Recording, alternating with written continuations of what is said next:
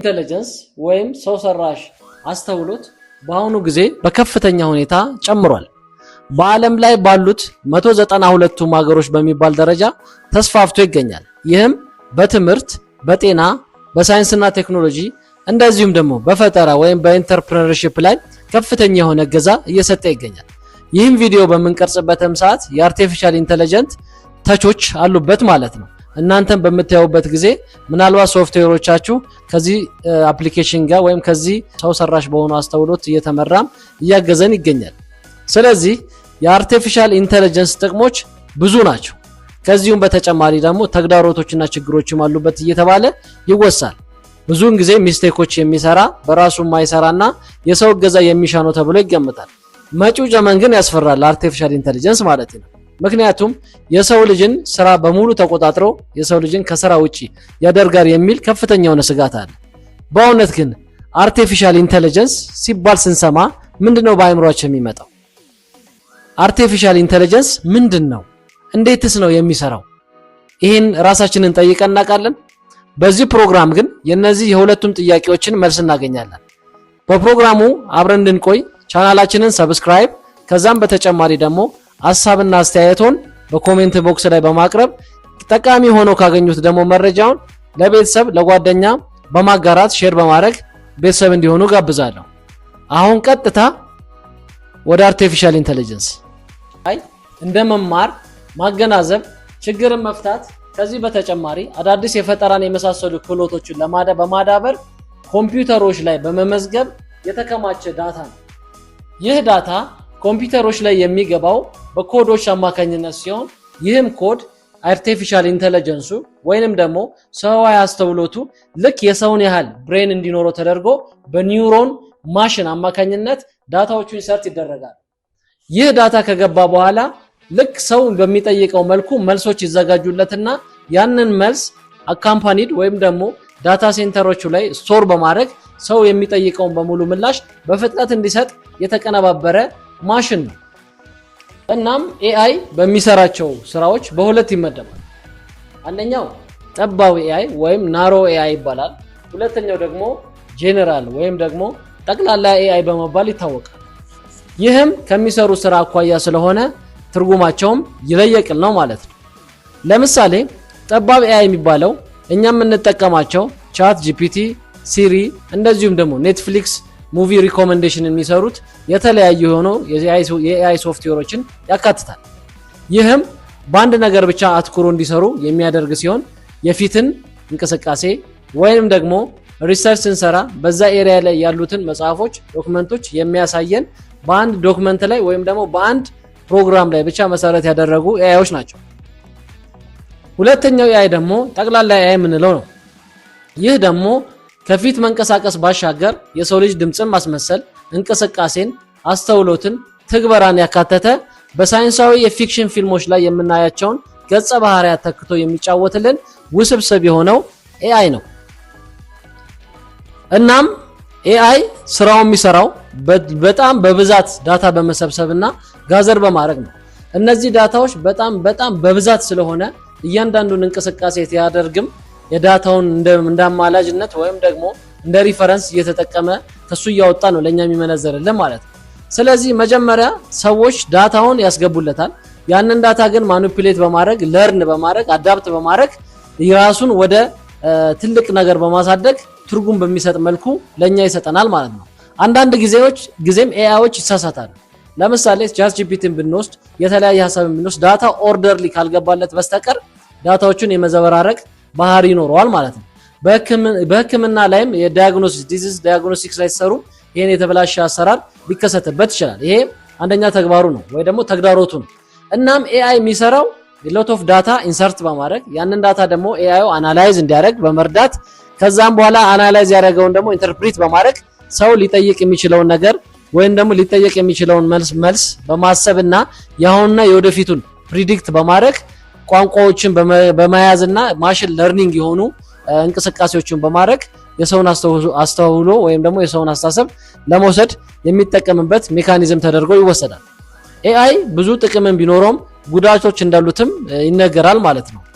ከዚህ ጋር በተያያዘ የኤአይ ወሳኝ ነጥብ ደግሞ አልጎሪዝም ነው። ይህ ማቴማቲካል የሆነ አልጎሪዝምን በመጠቀም ነው ራሱን አፕዴትና ኢንክሪዝ እያደረገ እያንዳንዱን ተግባሮችን ፍጹማዊ ወደሚሆን ደረጃ የሚያሳድገው። ሁላችንም ለዚህ አስተዋጽኦ ማድረግ እንችላለን። ምክንያቱም እያንዳንዳችን ምንከተው ኤአይ ላይ ምንከተው ዳታ ለኤአይ ምላሽ በቀጥታ ባይሰጠንም ለሚቀጥሉት ጊዜያት ግን ምላሽ እንዲያደራጅና እንዲከልስ አድርጎ በሚቀጥሉት ደረጃ ላይ ሙሉ የሆነ መረጃ ለመስጠት ያገለግለናል ማለት ነው። እያንዳንዱን ነገር በመማር በማቴማቲካል አልጎሪዝም መሰረት ደግሞ ኢንተርፕሪት በማድረግ የሰጠነውን ዳታ ካለው እውነታ ጋር በማዛመድ የሚመልስልን ፍጹማዊ ሳይሆን መካከለኛ ፍጹማዊ በሚል ደረጃ የምንጠቀምበት ሲስተም ነው በአሁኑ ሰዓት ያለው ማለት ነው። ጋር በተያያዘ ደግሞ ሪል ወርልድ ኤግዛምፕሎችን ልስጣችሁ። አሁን ለምሳሌ ጎግል አሲስታንት ወይም ደግሞ ከዚህ ጋር በተያያዘ አሌክሲያ የሚባል የሶፍትዌር አሲስታንት ይሰጣል። ይሄኛው ምንድነው የሚያደርገው? ኮምፒውተር ማሽን ለርን በማድረግ እያንዳንዱ ዶክመንት ወይ ደግሞ የምንጠይቀውን ጥያቄ ለማዘጋጀት ለርን በማድረግ ይመልስልናል ማለት ነው። ይሄ የሚመልሰው ኤአይ ወይ ደግሞ አልጎሪዝሙን በመጠቀም ነው። ሁለተኛው ነገር ደግሞ ሰልፍ ወይ ደግሞ ሂውማን ለስ የሆነ መኪና አስቡ። ሰው የሌለው መኪና ማለት ነው። ሰው ማያሽከረክረው ግን ኤአይ የሚያሽከረክረው በቻይና ላይ የሚታዩ መኪኖችን አስቡ። እነሱ የመንገድ መብራቶችን የሚያዩበት መንገድ በአርቲፊሻል ኢንተለጀንስ ወይም ደግሞ በአልጎሪዝም ዴቨሎፕ የሆነ ነው ማለት ነው። ስለዚህ እነዚህ ሁለቱ ሪል ወርልድ የሆኑ ኤግዛምፕሎች ናቸው። ከዚህ በተጨማሪም ደግሞ እያንዳንዱን ስንሰራ ለኛ የሚያግዘን ነጥቦች ደግሞ አሉ። እያንዳንዱን ዴይ ቱ ዴይ ላይፋችን ላይ አሶሲኤትድ የሆነው አርቲፊሻል ኢንተለጀንስ ስለሆነ እያንዳንዱ የምንንቀሳቀሰው የምናወራው የምናየውን ነገር በሙሉ ቪዥዋላይዝ በማድረግ አካቶ የምንጠይቀውን ጥያቄ በተግባር እየመለሰልን ይገኛል። ሶስተኛው ደግሞ ኔትፍሊክስ ሪኮመንድ የሚያደርግልን ሾው ወይም ደግሞ እንድናየው የሚገፋፋን ሾው ካለ እሱ የሚያሳየን ደግሞ በምን ምክንያት ነው? በለርኒንግ ምክንያት ነው። ማሽን ለርኒንግ ይባላል። እሱ ለርን ካደረገ በኋላ ምንድነው ፕሪዲክት ነው የሚያደርገው። ፕሪዲክት አወር ፕሪፈረንስ፣ የኛን ፕሪፈረንስ ፕሪዲክት በማድረግ በሚቀጥለው ይሄን ብታየው ጥሩ ነው፣ በሚቀጥለው ይሄን ብታደርገው ጥሩ ነው የሚል አሳይት ይሰጠናል ማለት ነው። ስለዚህ ከዚህም ባለፈ በጣም ብዙ የሆነ የማሽን ለርኒንግ ኮምፒውተር ቪዥዋላይዚንግ ኮምፒውተር እንደዚሁም ደግሞ ሰው ሰራሽ አስተውሎ የሚያጠናክሩ ተግባሮች አብረውታሉ ተያይዞም የሚቀጥል ነው ማለት ነው። ኤአይ በአሁን ሰዓት ያልገባበት ቦታ የለም። ስለዚህ በትምህርትም ኤጁኬሽን ላይ ብዙ ሴክተሮች ላይ ገብቷል። ከዚህ ጋር በተያያዘ አግሪካልቸር ላይ ብዙ ስራዎችን ባደጉ ዓለሞች ላይ እየሰራ ነው እና በተጨማሪ በተለያዩ በአፍሪካ ሀገሮችም ጨምሮ አንዳንድ የአፍሪካ ሀገሮችና አውሮፓ ላይ በተለይ አውሮፓና አሜሪካ ላይ የሄልዝ ላይ በጣም ትልቅ ኢፌክት እና ትልቅ ተጽዕኖ እያሳደረ ይገኛል። ከዚህ በተጨማሪ ዌዘር ፕሪካስት ያደርጋል። ዌዘር የአየር ንብረትን ለውጥን በተመለከተ በተለይ ክላይሜት ላይ ትልቅ የሆነ እገዛ እያደረገ ይገኛል። የድሮን ቴክኖሎጂዎች ብዙዎቹ የሚጠቀሙት አርቲፊሻል ኢንተለጀንስ ነው እና በቃ አሁን የምንኖርበት ዓለም በሙሉ ከኤአይ ጋር የተያያዘና የተዛመደ ነው። ኢቭን ይሄን ቪዲዮ ራሱ ኤዲት ለማድረግ ኤአይ ሶፍትዌሮችን እንጠቀማለን። እናም ያለንበትን አካባቢ ሲስተም በመጠቀም እያንዳንዱ ሲስተም ደግሞ ዴቨሎፕ በማድረግ በሽታዎችን በመንቀል ያሉትን ነገሮች በማስተካከል የኤአይ ስራ ከፍተኛ እየሆነ መጥቷል። ይህ ግን ሲሆን ኤአይ ጥሩ ጎን ብቻ አለው ማለት ግን አይቻልም። አሁን ቀጥታ ደግሞ ከጥቅሙ ባሻገር ያለውን ጉዳት አብረን እናያለን። ኤአይ ጉዳት አለው። ሁሉም ነገር ጥቅም እንዳለ ሁሉ በአንጻራዊ ደግሞ ጉዳትን ያስከትላል። ለምሳሌ የኤአይ የወደፊት እጣ ፈንታ በጣም ነው የሚያስፈራው። ከነዚህ ጋር በተያያዘ የሰው ልጅን የሥራ የማጣትን ከእንደገና ደግሞ የሰው ልጅን ተክቶ የመስራት ባህሪ ያለው። ከዚህ በተጨማሪ ግን በዋነኝነት የሚያስፈራው ኤአይ ከቁጥጥር ውጭ ወይ ደግሞ ኮንትሮልድ ከሆነ ውጪ ከሰው እጅ ከወጣ ምን ሊሆን ይችላል የሚለው አስተሳሰብ በጣም በከፍተኛነት ያሳስባል። ለዚህ ምሳሌ የሚሆነው ከጥቂት ዓመታት በፊት የተሰራው አይ ሮቦት የሚለው የዊል ስሚዝ ፊልም ነው።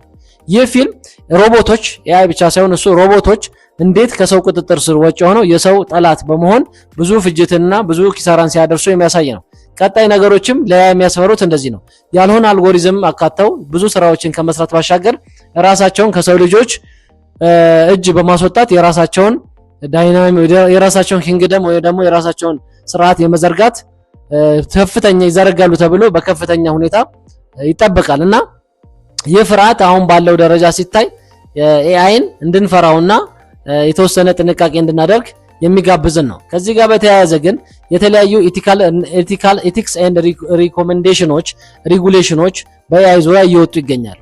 እናም ይህ ኤአይ በትክክለኛው መንገድ ካልተያዘ የራሳችንንም ሀገራችንንም በተለይ ዓለምን የሚጎዳና የፋይናንሻል ሲስተሙን ከዚህ ጋር በተያያዘ ደግሞ እያንዳንዱ የሄልዝ ሴክተሩን አግሪካልቸር ሴክተሩን የገባበትን ቦታ በሙሉ እኛ እንዳሰብነው ሳይሆን ባላሰብነው መንገድ በመዋል ጉዳትና ጥፋትን ሊያደርስ የሚችል ሲስተም ነው ተብሎ ብዙ ስኮላሮችና ብዙ ዴቨሎፐሮች ፍርሃት ላይ ይገኛሉ። እና ባጭሩም ቢሆን ኤአይ እንዴት እንደሚሰራ ምን አይነት ተግባር እንዳለው ምን እንደሆነ ባጭሩ ያስረዷችሁ ይመስለኛል። ስለዚህ እናንተ ምን ታስባላችሁ? የኤአይ መጨረሻ ምን ሊሆን ይችላል? ከሰው ልጅ ጋር ያለው ንክኪ የሰው ልጅ ከስራ ሊያፈናቅልና ዓለምን ሊቆጣጠር የሚችልበት መንገድ አለ ወይ የሚለውን ደግሞ በኮሜንት ቦክስ ላይ ሼር አድርጉ። ከዚህ በተጨማሪ ደግሞ ቻናሉን ሰብስክራይብ በማድረግ ሼር በማድረግ እንደዚሁም ደግሞ ቤተሰብ በመሆን አጋርነታችሁን አሳዩ። ለነበረን ቆይታ አመሰግናለሁ። በቀጣይ ቪዲዮ እስክንገናኝ ድረስ ሰላም።